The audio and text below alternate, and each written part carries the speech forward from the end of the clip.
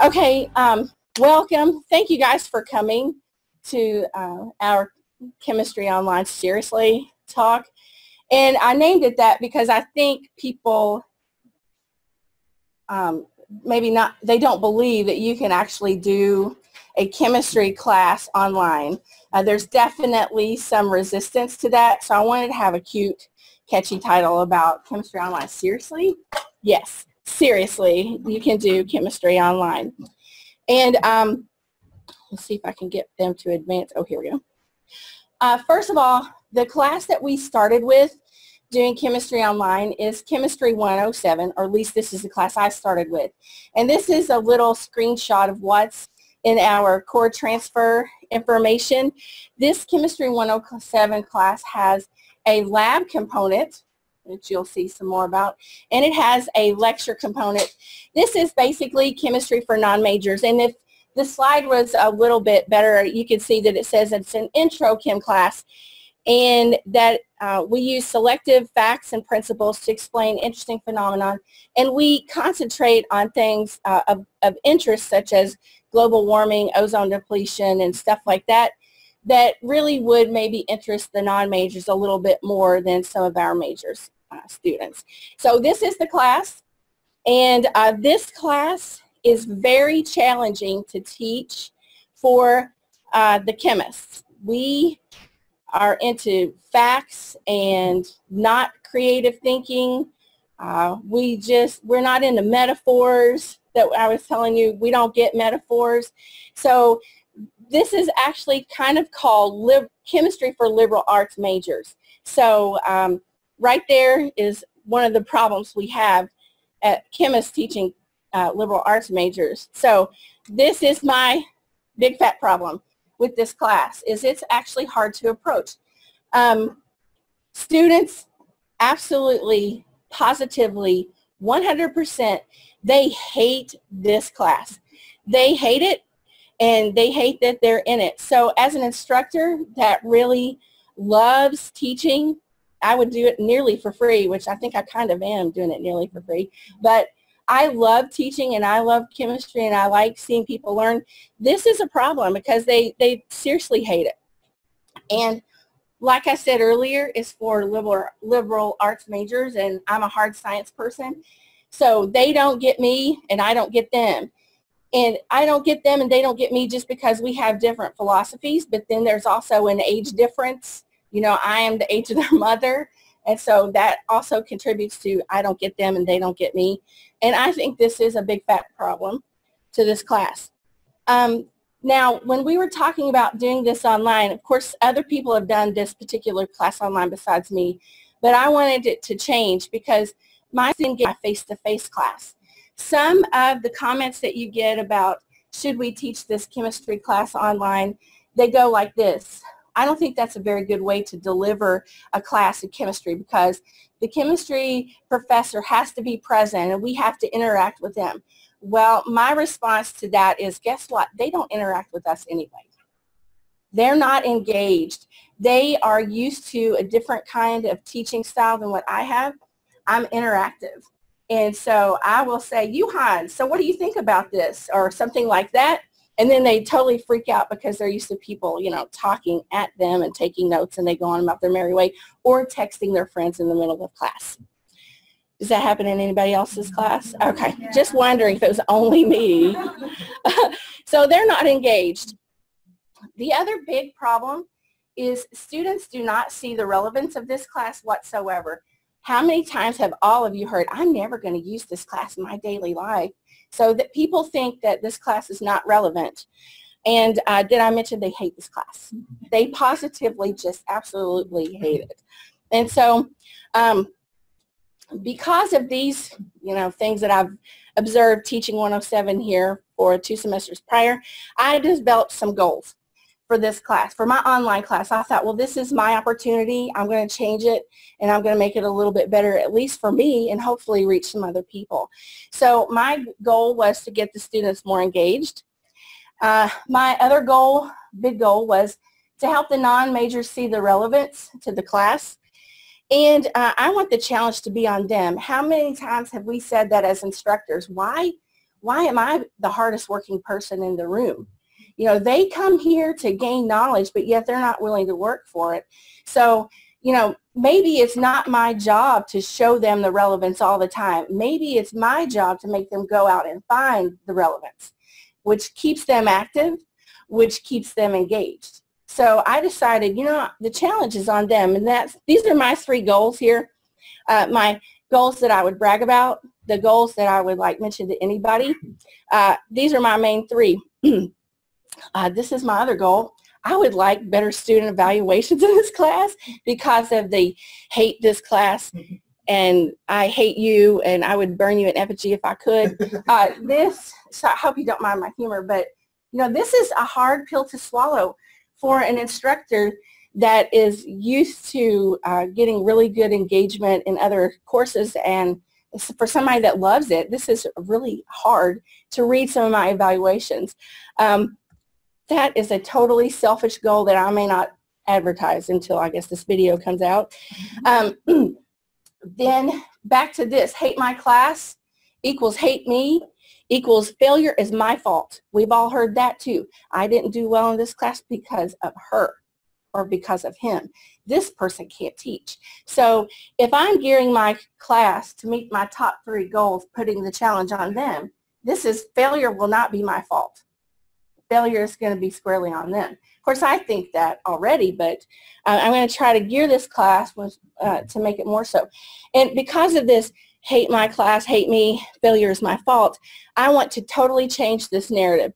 And then I have a reality check. I want to attenuate this narrative, meaning I want to dial this down. I can't totally eliminate it, right? There are still going to be people, hate my class, hate me, and failure is my fault. But I want to at least give them a better avenue for them to see that this is not necessarily something that you need to hate. You can kind of embrace it. So these were my goals. And I had lots of other goals. We were talking about, Jackie, you had other goals, but some of those goals you didn't have control of. So I decided to go with these 5 goals. Okay, so doing a chemistry class online, no one thinks this is possible because when you think of a chemistry class, you think of students go to lab, put on the eyewear, don the lab coat, go into there with this scary chemistry professor with bad hair, and you know, we do things with dangerous chemicals and blow things up and set them on fire. So you know, this is not a typical class that you would think could be done. Now, the concerns of departmental concerns, and I think college concerns that are valid, is we have to maintain the rigor of a chemistry class, even if it's online. And that's what we always worry about, is maintaining the rigor of this type of class. And I've done this. My challenge was I covered this same exact stuff in this online class as I did in my face-to-face class.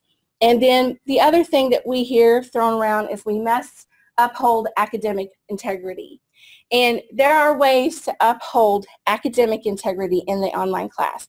But I think, too, that if we think that our academic integrity is airtight in our face-to-face classes, I think we're delusional. They find ways to gain just about everything, especially given technology that we have.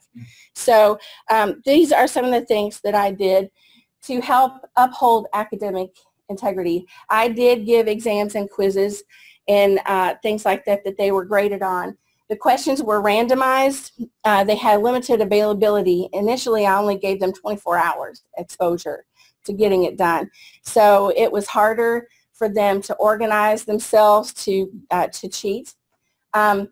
I turned the feedback off. They could not see what the right answers were. Eventually, later in the course, I turned it back on so they could see what they did wrong and they had the opportunity to improve. The exams and the quizzes that I gave, they were timed and they had forced completion. And so what that meant was after the time expired, it was over. They couldn't do any more. So that the time was narrowed. It matched what we do in lecture, so they didn't have time to Google all their answers, look everything up in the textbook and do all that stuff. They were going to run out of time. And I also did forced completion, so they had to do the entire thing in one sitting. You log in, you get kicked off, you now have to seek permission to get back on.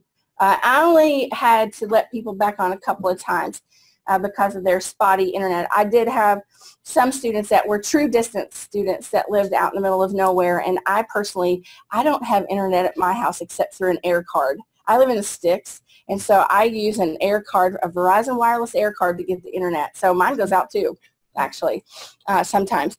But other things you can do to help with the academic integrity that I did not do is something that Chris Riviera mentioned. He did not let his students backtrack through the questions. So once you saw the question, you had to answer it because you weren't going to be able to come back to it. Personally, that would have bothered me as a student, which is the only reference I have anymore, because that prevents me from triaging a test, from seeing like what questions I can answer well now and go ahead and get the ones I can get right. So that prevents that. But if you're super concerned about academic integrity, you can do that. You can prevent backtracking. So you have to answer it then. Our Chem 107 is the one with the lab kit, and this was a challenge also. And this challenge was met by someone other than me. eScience worked with our faculty, Marilyn Hurst, to develop an online lab kit for the students, and that would match what we do in 107. And I brought some of this stuff today, and I know this sounds really ridiculous. This is so cute. It cost a lot of money. It was in the $300 range, but they were kind of paying for their flexibility. Am I right? So that happens. But some of the things I thought were, I don't know, initially kind of cracked me up. These are test tube racks, but they're like a tissue box essentially. They're made out of like cardboard. I thought that was adorable. And then I don't know why, but I just wanted to like keep them as little relics. Their beakers, they were not glass. The test tubes were glass, but they had whole sets of beakers just like what we have in lab. Their graduated cylinder, definitely not breakable. I mean, it was plastic. So clearly we didn't use organic solvents or anything like that that would like melt plastic. But then we had some other cool things, like we had a little balance. So this balance came with their kit, which contributed to the cost, of course, and they weighed all their reagents and things out on their little balance. And so there were really cool things, thermometers, modeling clay for molecular models, and then this is kind of interesting. Like all these little, oops, the table's tipping over, they had the labs labeled as to what lab it was for and all the stuff for that lab in these little baggies. So it was really well organized and it was really well packed. And we had even these little reagents in dropper bottles, which are adorable. So I can't help it, for them to do tests with. So this was a really awesome lab kit. The students, later I asked them in a survey what they thought of it, and they liked the lab kit. They thought that maybe it wasn't that intellectually challenging, some of the labs that we did, but in all honesty, Dr. Collins can agree with me. Our labs for this class are not all that academically challenging, even live, because we're dealing with people that are freaked out by taking measurements and they think they're going to die for touching chemicals. So it'll be all right. It works. What about the lab coats? Do they have to supply their own lab coats? They did not. There were plastic aprons in here. They were hideous. They were like, those were not adorable. They were not adorable. And because they were not adorable, I totally eliminated them from bringing them. Yeah, they were not cute. They were like plastic saran wrap aprons that tied in the back. They were hideous. And there were things like things you could lay out to protect your counter. And I will say this worked for at home or anywhere. I had one student that was a senior and he had an internship, and his internship was auditing banks. And so he traveled, so he did these in a hotel room. He took his lab kit with him every week and did them in the hotel room, which is pretty dedicated, I think, for somebody. He really wanted to be done. He really wanted to graduate, right? Okay, now these three challenges are the challenges that I found were harder to address than the three I mentioned, and that is lecture for Chem 107 is 3 hours a week.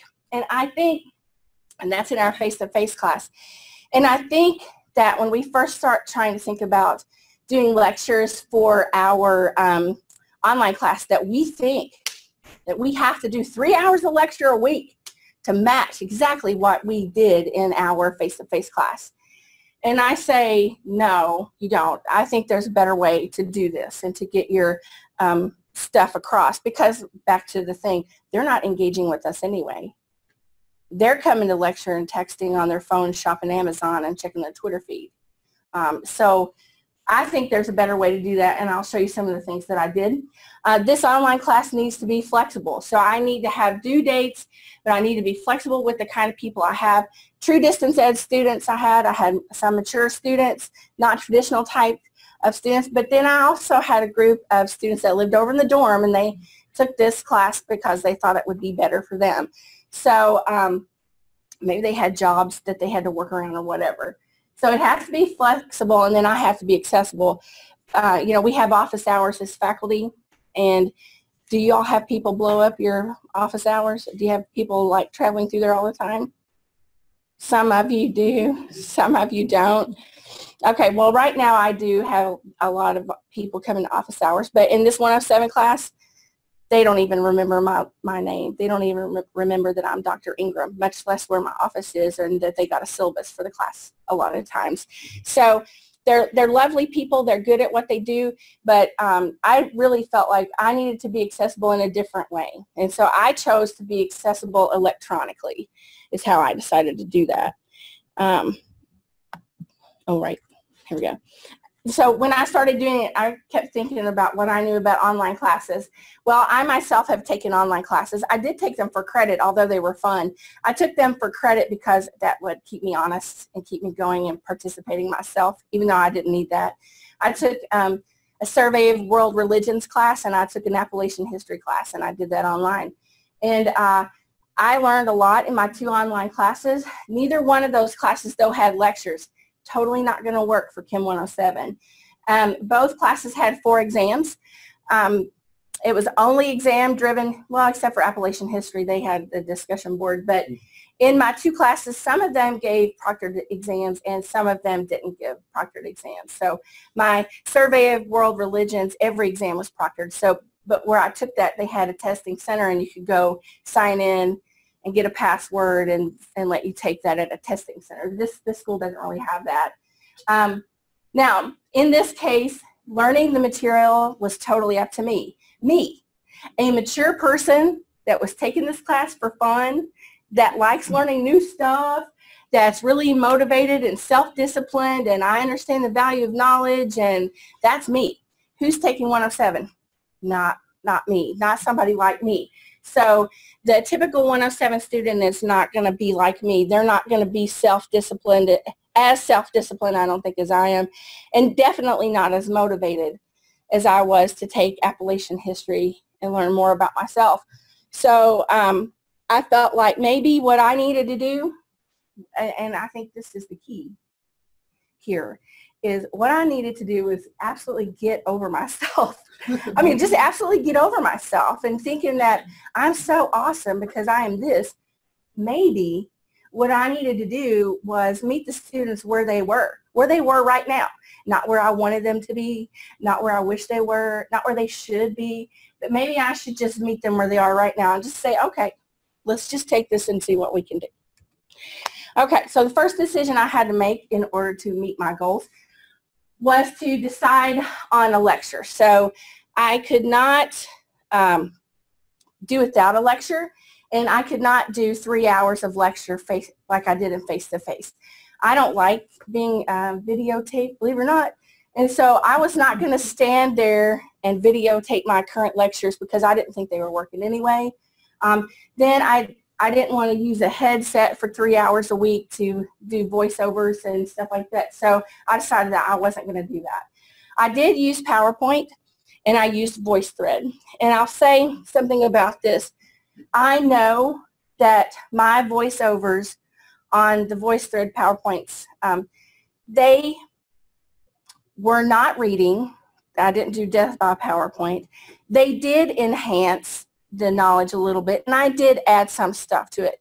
But I think really I didn't know a lot about online classes, and so Distance Ed actually allowed me to take quite a few Sloan Consortium workshops, and it's called Online Learning Consortium now, so forgive me for saying Sloan. But I learned from a lot of things I read in there that the students actually hearing your voice and seeing the material, or actually seeing your face and the expressions of you explaining things that are on the slides, actually it does help them retain the material you've presented to them. So even though I don't like hearing my voice, and even though the students commented on my really northern accent, right, my southern accent or whatever, they commented on it, that it was hard sometimes for them to listen to. But, you know, I think that the voiceovers actually did help them retain, even though I didn't contribute like a crazy amount of stuff to what was already on the slides. I did explain things on the slides, but it really did help them retain. Now, also the things that I learned in the Sloan Consortium was that people like modules. They like small bits of information. And you can try this the next face-to-face class you have. See how long you're talking before they start looking at the clock. Right? It's about 15 minutes on a good day. So they like things in small compartments. And so the biggest, not the biggest, but the best decision I made about lecture was I broke these down into 3 different things, because I thought, well, if I'm going with the goal of putting the challenge on them, I want them to drive their learning. So I had 3 lectures per chapter. It sounds crazy, but they weren't long. I had an introduction lecture where I said, these are the concepts that we're going to cover, and this is what you'll take home from that. I had a content lecture. This is the information. This is where we did things like we defined moles. We talked about the periodic table and periodic table trends. We talked about percent yields and stoichiometry and the things that we do in our regular classes. And then the big problem is, well, they need to see these things being done. And so I made these problem-solving lectures. Now, the problem-solving lectures were not done on VoiceThread PowerPoints. They were actually me doing stuff. And problem-solving videos, big challenge, but now I have the magic pen. And I did them a couple of different ways. Let's see if I can do this. Okay, so my introduction and content lectures, I had them embedded in my PowerPoint, so in my Blackboard account. So they could just open up chapter 1, they could see the lectures that were attached and hit the play button, and if they wanted to make it bigger or whatever, they could do that. And you can see my little selfie from my cell phone. That's me talking. I didn't video me talking. And they could do that. But the problem-solving lectures was a different challenge because they needed to actually see me. And in the beginning, I'm not going to play one of these for you because I don't want to switch back and forth. In the beginning, what I did was I used an app called EduCreations. And I did it on the iPad, so some of you are shaking your heads, you know what I'm talking about. And I used my stylus, and I hit record, and I worked this problem, like, is BCl3 a polar or nonpolar compound? And all these color changes, I was explaining what I was doing at every single color change, so it was just like you were in lecture, basically, my horrible accent and all. So I had problems that I had worked from previous classes that I did that. And this was okay, but you know, my writing's not the best with the stylus. I used to teach totally from an iPad, and I was better then than I am now, maybe at the stylus, because I really like our smart boards that we have here on campus, our smart podiums. I really like that. So the writing wasn't the best, and so I was thinking about getting a better stylus. And then EduCreations went and they did something insane in the membrane. They did an app update, and it changed everything because I could embed these lectures in my Blackboard, and they could just click on them and play them, and they could forward 15 seconds or go back 15 seconds or whatever. But when they did that app update for about 4 days, I could not embed anything. I couldn't get links. And then I ran out of space of what EduCreations would allow me to have free. And they wanted $100 for me to pay for the extra space. So I said, no, thank you. I needed to find a better way. And the better way was my magic pen. And here's my, I call it the magic pen. It is my Sky Wi-Fi pen. And actually, Distance Ed didn't buy this. Our department did, right? And so this pen, you can see it's turned on. It has an infrared camera here, and it has ink. The pen doesn't care anything about the ink. Only I care about the ink. But I bought some notebooks, okay, and this is special paper, and it has really fine dot matrix stuff on there. And then what I did, this would record my voice and recorded my pen strokes. Okay, and then if you, like, say, wanted to use it for your notes, your own notes, so let's see if it'll work today. Let's see, did it come on? Let's see. You know what critical mass is, what nuclear binding energy is, the definition of work, enthalpy, entropy, the difference between so what it does is it's recorded my voice as I've explained the problem writing, which is awesome for a note taker. It's a great thing for students to actually use. But how did Darlene use it? Well, I use it because it will make videos, and I'm going to try to go and do the screen and show you an example. Oh, here. That's what it looked like inside my PowerPoint, but what that Sky Wi-Fi pen does is it will, nope, that's not what I meant to do. It actually, I can upload it through the Wi-Fi network, and it'll go onto an Evernote account, and this is my Evernote account that I made for the Chem department. It's USI Chem department, and the pen knows the difference between the notebooks. So you can see my 107 lectures notebooks, that's this one, and I simply hit record and do things and turn the page and pause it and turn the page and you know, keep writing just like you would if you're doing any other thing. But it knows the difference because I have, the pen came with this little bitty starter notebook, and so that's what you see, the A5 Wi-Fi starter notebook. So it knows the notebook, and it actually knows the notebook number. So Dr. Seiler bought this for me to use because I was upset over EduCreations. Now what this does, I'm going to click on it and see if I can get it to work for you. And it does a live scribe. It'll play it for me. Now you see the green strokes there? The green strokes are where I've talked while writing. So if I click on, let's see if I hit play here. You see how it faded out? Okay, what I'm going to do now you just see them as pre-strokes. For you for your practice. Horrible voice. Too. And I'll list different topics that we're going to do, and I'll give you, excuse me, some examples. Obviously an asthma day. So the first thing I want to cover. Okay, so you see that, is balancing how it's greening up. Now, the students didn't have to have an account to do this. They could skip, not even make an account, just log in with the link that I sent them. But what I liked was this feature. And that's where we put numbers in the front, or our molar coefficients. So some simple examples would be into plus now, 2. It's a video like what you would see if I were in lecture working it.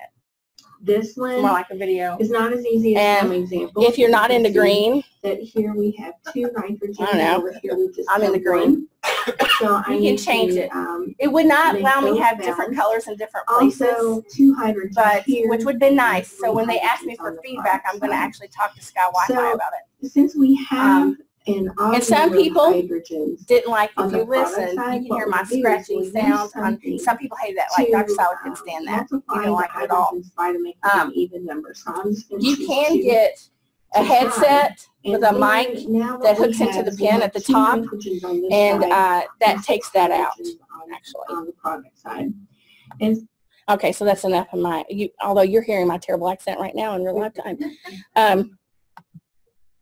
Let me get back here.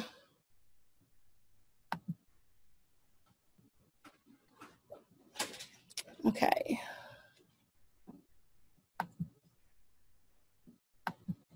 So back to this, and that's probably the only time I'm going to do that. But Sky Wi-Fi pen saved the day. I felt like that challenge was solved. I could work stoichiometry. I could draw pictures. I could do anything I wanted to with the Sky Wi-Fi pen. Okay, so here's the big decisions that I made focusing on the goals, and I'll try to speed it up just a little bit because I know we're running down. Do we have till 1 or? Okay, just making sure. So this is my point breakdown, my distribution. And this is not a chemistry point distribution. This is not what we live and die for. Chemists, we like tests, exams. Homework, we think of as a give you. We're trying to help you out a little bit. But, yeah, really? 300 points, 25% of their grade was discussion board. Now, you know, most of the people I talk to that do discussion boards, they do weekly discussion boards, and they have a low risk value. Okay, so think about my goals. Better engagement, put the challenge on them, seeing the relevance. I felt like discussion board was a place where I could just live. And this actually has a lot of benefits. These are liberal arts majors. They tell me they're not good at math, and they're not good at science. They're good at writing, and they're good at creativity, and they're good at other things, right? Other things than what I'm good at. So, hey, let's do it. What I decided was, okay, I'm going to meet you where you are right now, and you're going to get to do what you're good at. You're going to get to write. You're going to get to be creative. And we're going to play to your strengths. Now, it also does this.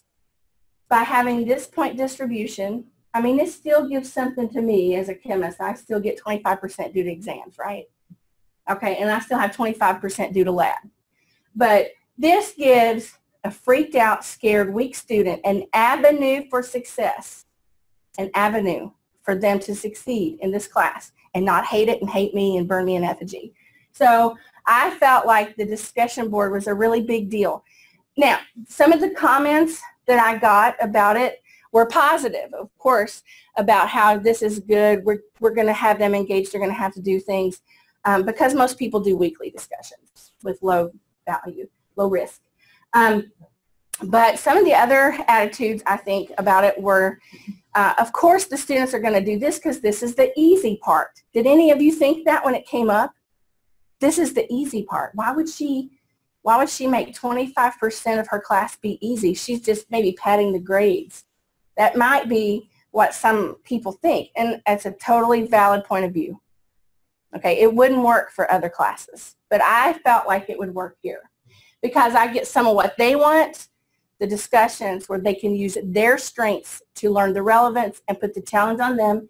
And then, of course, I get what I want, their chapter exams, final exam, and their quizzes, so I can see what I need to see. Did they retain it? And then they did the take-home lab worth 25%, which is what it's worth in our face-to-face classes. Their OWL homework for practice, which is what we do in our face-to-face. So this was, it may not seem like a big deal to some disciplines, but this was a big deal in chemistry, right? Okay, so how did I do this? Each of my discussions had a progression. They were getting progressively harder.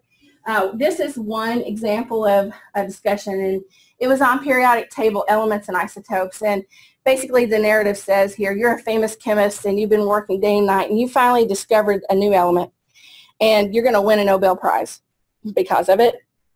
So please answer the following questions about your new element that you discovered or made.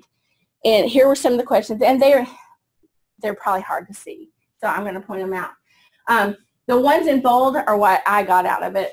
The other ones are what helped them. What's the name of your new element? They could have named it anything. How did you come up with that name? They get points for telling me this. What's your new symbol? Like I used to do this on exams in other places, or I would make my own up and call it Isium and name it after my dog and then give them things. Okay, and then I would ask them to describe how they came up with this. Describe, right? Liberal arts majors. They should be able to do this in full sentences, right? Correct sentence. Okay, and then here's what I get out of it. How many protons, neutrons, and electrons does your element have? It can't match anything that already exists, so that tells me. Do they understand atomic structure? What's the symbol of 3 isotopes? That tells me. Do they understand isotopes? And that it's different amount of neutrons. List the relative abundance. They could have totally creatively made that up, but if they did, then calculate the average atomic mass. They had to do that. That's what I got out of it. So is this in a P, D, or F block, which if you're not a chemist, you don't know that, but it's how the table is organized in the electronic structure. And then here's where it goes. Name another element on the periodic table it would be like.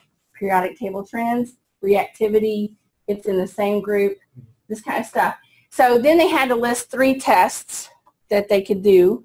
And the key thing was I asked them to look for sources, so this is for the library guy, to look for sources that would support what they're telling me. I didn't actually ask them to cite them in a formal sense. I just told them to tell me the website.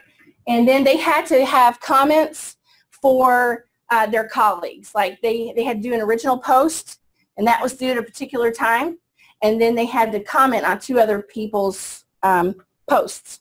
So they had to engage with each other, and I felt like this was a good thing. They had to actually say things like, this was a great idea, I like how you did your isotopes, or whatever they were looking to say. And I made sure that their suggestions had to be substantive and they had to be respectful. In other words, they can't say, this is stupid, why did you pick that? Or if they had something really wrong, like in later discussions, we did have people that said things that were definitely wrong. And I noticed that the students did say, I'm not trying to be cruel here, but this is not an organic compound, for example. You know, they pointed it out. And so they helped each other. And I allowed them to edit their original post up until the due date. So they could keep working at it if they wanted to. Discussion 4, a little bit more progression in the literature thing here. We were doing organic compounds, and what I asked them to do was to think about it and think about 3 organic compounds that they knew of that either changed the world or changed society. And they had to find references for this, and they had to cite their references appropriately. So that was a little bit more of a progression on using references. And I also stated explicitly, you know, it's not Wikipedia. Wikipedia is not a peer-reviewed source. So that was a little bit more progression on that. And then I gave them some web links that they could try. So everybody had to do this, all 22 kids.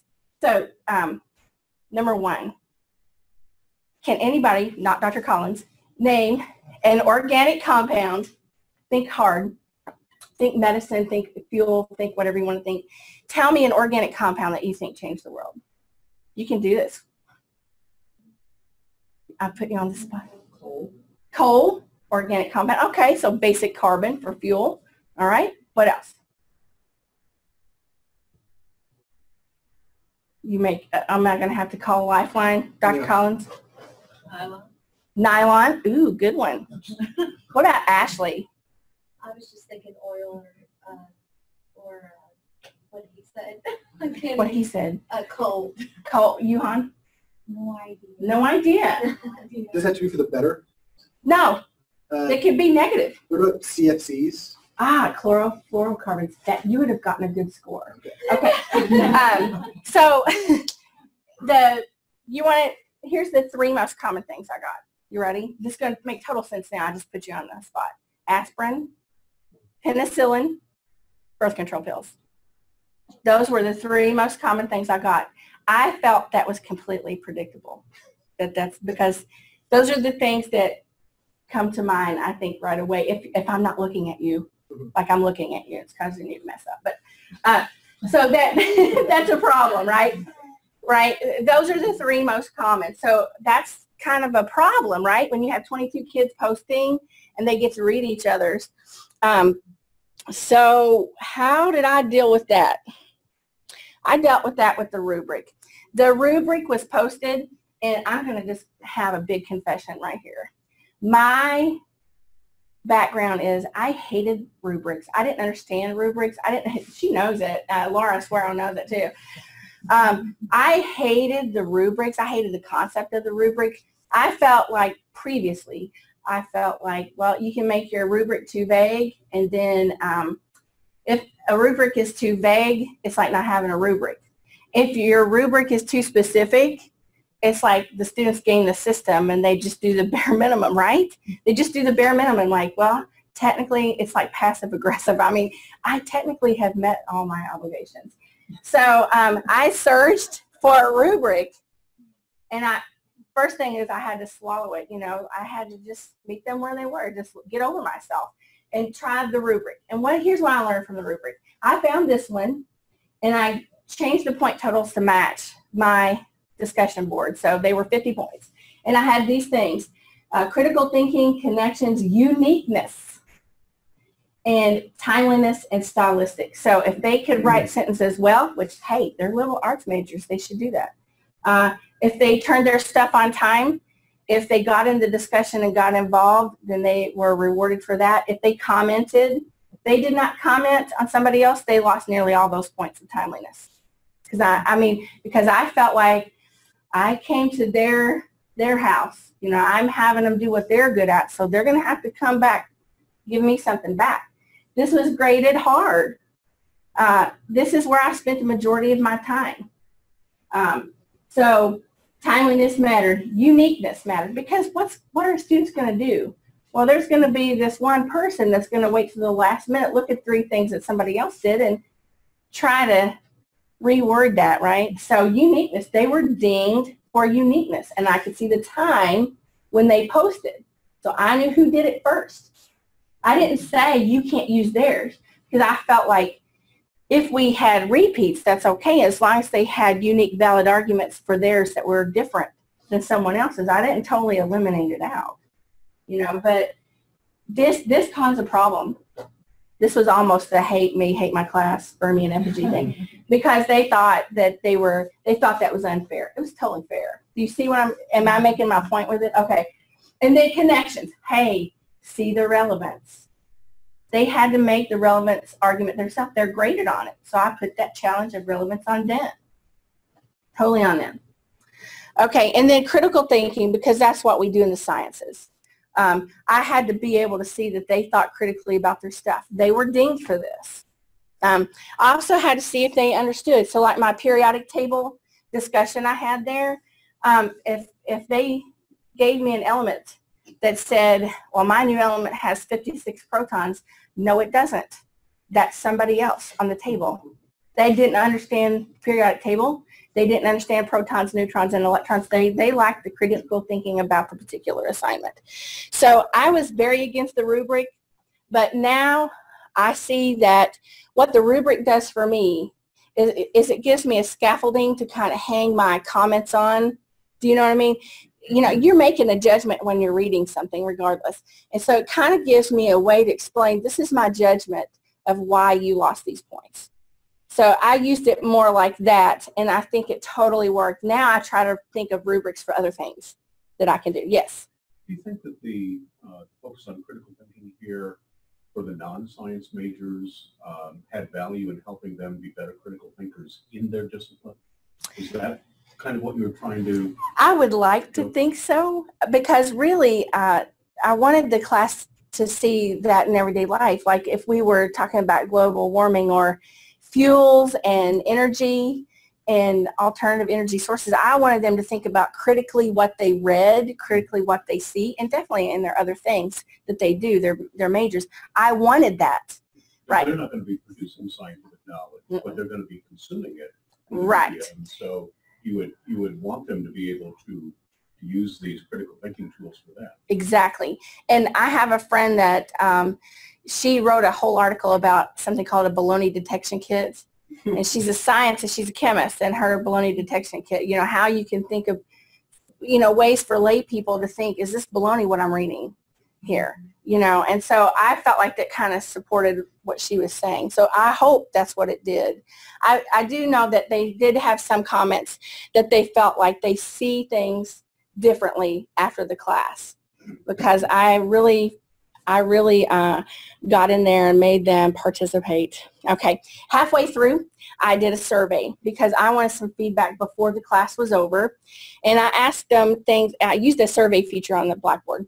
And I asked them things like, why are you not completing your OWL? I mean, not really. What's the hurdle to not completing your online homework? Because it happens in all the classes. And I wanted to know if they thought it was helpful, what they thought about the problem-solving videos. I was curious about that, and I wanted to know if they were able to see the relevance of the Blackboard discussion board. I knew the relevance, and I knew what I was trying to get out of them. But I wanted to see if they saw it. And then I gave them some points if they did the survey. I couldn't see what their particular answers were, but if they completed it, you get a little check mark, and then I could give them 5 bonus points. I didn't think that cost me anything personally. The feedback was worth it. And I asked them if they had any suggestions. They did have suggestions. They did have valid suggestions. One guy, the guy that did the bank audits, he says, you know, you only open the test for 24 hours. And it's really causing me to have trouble getting it done because he would audit banks until, 9 o'clock at night, and then he had 3 hours to finish that, right? Because he worked all day. And so maybe I thought that wasn't fair. So what I did do, I took their suggestions, every single one of them that I could work with, and I incorporated them midway. And I said, okay, from now on they're open 2 days. You can take yours on Saturday. That's fine. But I made sure that they realized that because we're doing that, you realize that I have to be more accessible to you. So I'm giving some extra bit of my time too. I made sure they knew that, right? Because if they had a problem, then they shoot me a text or they send me an email, and I have to keep checking to see how they're doing. So I did get some good suggestions. Now, this is interesting. Supposedly, their hurdle to getting the OWL done was, I keep forgetting about them. Sorry, what's an OWL? OWL, online homework. It's that accompanies our book. Thanks for asking that, because I thought that people might know what that was. I'm sorry, but it's their online homework. It's not Harry Potter. No, it's not OWL. It's not a howler. Okay, it's online homework, and other disciplines have online homework too, right? So it's their online homework. So they weren't doing them, and if they don't do them, they can't do well on exams and quizzes. I mean, that's just the bottom line. Now, I was already using this app in the class. I learned about this on Sloan, and it's called Remind. It used to be called Remind 101. And has anybody used it? Do you use it, Cap? It's a free text messaging service where I can text message them, but they don't see my number, although they all had my number anyway. I gave it to them. I don't care. But I could text message them. So I would sit down and write the text messages for all the due dates, and so they would definitely know. So here's what I'm telling you. I totally blew up their phone. I mean, I blew it up. I would send them a text message. This is Dr. Ingram. I'm nagging you, reminding you that in 3 days your OWL homework is due. I totally blew up their phone. Now, they had the option of signing in or not. So if they didn't want me to blow up their phone, they didn't have to sign in. It was an option. They got notifications on email. I had a course calendar that had all the due dates if they wanted to look at it. But I just blew up their phone. And don't forget, you can also blow up their phone with Twitter. I have Dr. Ingram USI. So I have a Twitter for my professor self. And I went to the ball game last weekend and, look, here's Archie, and blew it up. I blew up my kids' phone. Okay. And what percentage of students do you knowledge of that? Of Remind? Yeah. 100% of the kids signed up for Remind. That's amazing. That is amazing. Yeah. And I'm using this in my face-to-face class. I don't have 100%, but I haven't been blowing up their phone. So I think if I started blowing up the phone of the 15 kids that are on there, then maybe the other 30 would want that because they would get their nags. Now, some people may think that that's not me letting them grow up. Remember my 3 goals? Engagement, put the challenge on them, see the relevance. My goal was not make them grow up. I wanted to meet my goal. I was selfish, and I wanted it to be my goal. So I blew up their phone with Twitter and especially Remind. And it worked well with those kids. So we're coming to the end, and I know you're thinking, thank goodness, what worked in my class? You know what worked? The discussion in smaller parts. The lecture in smaller parts. The discussion board worked. I would change it maybe a little bit next time. A variety of high-risk and low-risk points. The quizzes were 10 points apiece. They were not proctored. And they were kind of low-risk questions to get them thinking about what's coming. The exams were a little more involved. I will say that, and I think this contributes to it worked, because the exam averages were close to the averages in my face-to-face class. They were pretty close. Now, their final exam was actually proctored. I didn't proctor their regular exams or their quizzes. And their proctored exams, those averages were about the same average as my other exams. So I feel that it worked. I mean, I know data point, I just have one class for the data point, but I believe that it worked. The home lab kit, it worked. The students loved it. I got some comments like, this was so cute, and I thought the same way. It was really very cute. The survey worked because it helped me improve the class in real time. I felt like if I'd have waited till the end, I would have felt sad that I didn't let that guy have another day on the Saturday to take his test. You know, I would have felt bad about that. And remind, blowing up their phone totally works. So I think that worked. What could be better? I could do better at exams and quizzes. And here's why I say that. My exams and my quizzes were all multiple choice. That's not exactly cool with chemists. We want to see them work their problems out. I know there are other types of questions, right? And I know that there's a way to do that. For my first time out, it was going to be easier for me to do multiple choice questions. But the next time I'll have a variety, right? And the other advantage to having it with multiple choice is it was computer graded. So they always knew what their grade was. They knew it immediately, even though they didn't know what their answers were. I think my challenge for the online homework, I need to find a better way to do this. I'm thinking that constantly in my face-to-face. How I can actually do OWL and make it better, entice them to do it a little bit more or whatever. I don't know. I want to fix that. Lab. So do you think that some of the people filled out the pre-lab, the post-lab exercises and faked a report sheet like they did the lab? Do you think any of them did that? My bet is that some people did it. I can't tell. But I'm wondering, I think that there is a way to do the pre-lab and the post-lab and fill out a fake sheet, act like you did the lab and you didn't. Okay. Upload a picture. Right. And that's exactly what I decided. The next time, they're going to upload a picture and attach it with their lab report. And this is their setup. Absolutely. Today's newspaper. Or something. They did it. Because they had a flexible time to get it done. Right? And discussion, I do think that the students were more engaged in this face-to-face class than more engaged in the online than my face-to-face class. So it did work. But I want them to be more engaged with me. I think I can do better. I think it starts with me, actually. I think I can get involved in their discussions sooner, you know, but I didn't work under the premise that it had to be perfect because I had to get over that quick or I would never get it done. So I think I could do better in it. It's just going to start with me. I'm going to help make that discussion be a little bit better. Maybe add to the rubric about the quality of your comments and you be graded on your quality of comments. I think that would be really good, right? Okay. Did I meet my goals? Mostly. I did mostly meet them. My student evals weren't too bad. They mostly said I was an engaged online instructor. I did have comments. This was the most engaged I've ever been in an online class. I'll take that. I'll totally take that. The challenge of learning was definitely put on them. They definitely saw the relevance. I even showed them things like from the TVA coal ash spill, you know, where it came in and destroyed all the homes. I showed them all that stuff. Most of the students said that they see chemistry now where they didn't before. I'm going to take that as a success. And then this is it. I actually got, count them, 3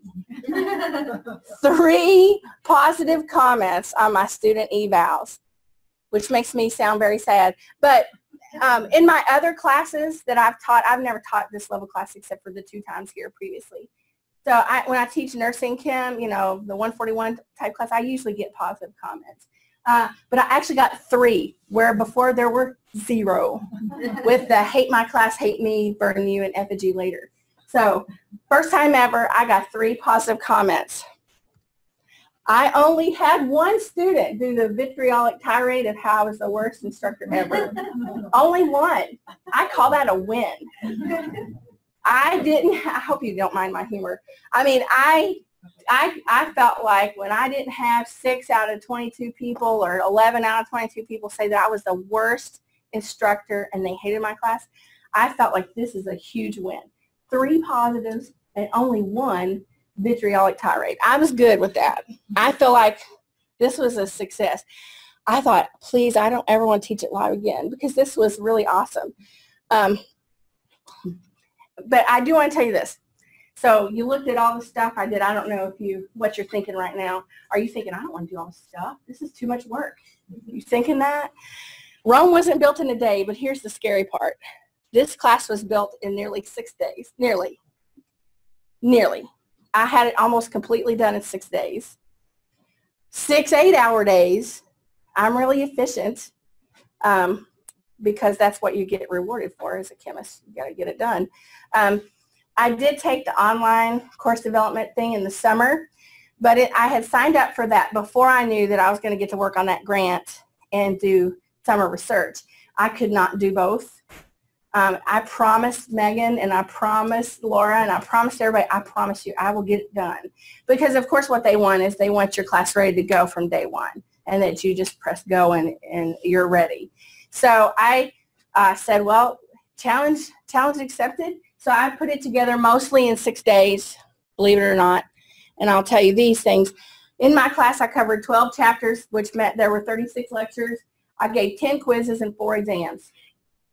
In the 6 days, I had all the slides done for 9 of the chapters, believe it or not. I had 8 of the 10 quizzes written in the 6-day time period. I mean, it was a serious day. You know, it was like not a lot of talking. I gave 4 exams. I had 3 of the exams written by 6 days. So it's doable, but it's 8-hour days, you know, or 10. I had all the labs and due dates assigned, and I wrote all 6 discussions in the 6 days. Now, in all fairness, some of those discussions I took from previous classes at previous schools where I wrote critical thinking exercises for every exam. So I kind of modified those to fit my discussion board. But I, for the most part, got it done in 6 days. So it's pretty doable. You know, maybe what I should say is I started putting my pens on the my hand on the computer in 6 days. Really, I spent more than 6 days on it, right? I was like thinking about it, marinating it in my head. How am I going to work this out? And all, I mean, I really spent more than 6 days, but as far as actually putting my fingers to the computer and putting the shell together, that was about 6 days. And then I recorded, it would have been better if they'd been all recorded ahead of time, but I recorded a lot in the front end, and don't do as I do as I say. I recorded in the front end a certain amount, and then I stayed about 3 weeks ahead of them from then on.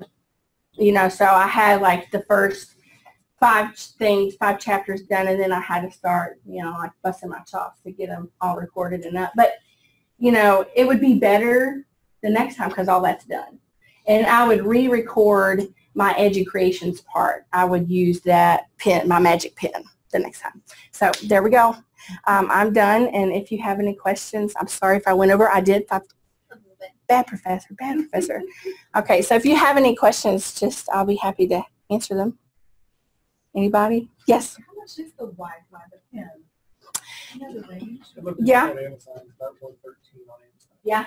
No, go right ahead. The pen was not that expensive. You do have to buy the paper, or you can print the dot matrix paper, but I felt like it kept it better like this. So, and when we bought the pen, it was all together. The pen, every notebook I had, there were 4 or 5 notebooks, and refill cartridges and everything was less than $200. And I use this pen now. When students ask me something, or they email me a question, I use this pen now and I send them the link. So if you're going to do it, you might as well keep it, right? You know, like Dr. Seiler had said, if he spends time going over a lab report with a student, why not? They have the same questions as the other students, so why not just send them the link? And so like one time this semester, I didn't have time to go over quiz and lecture because that lecture is really hard to get through and time-wise. So what I did was I went over the quiz with my Sky Wi-Fi pen, explained the answers, explained why people got wrong answers, and did the whole review of the quiz and just sent that out as a link to everybody.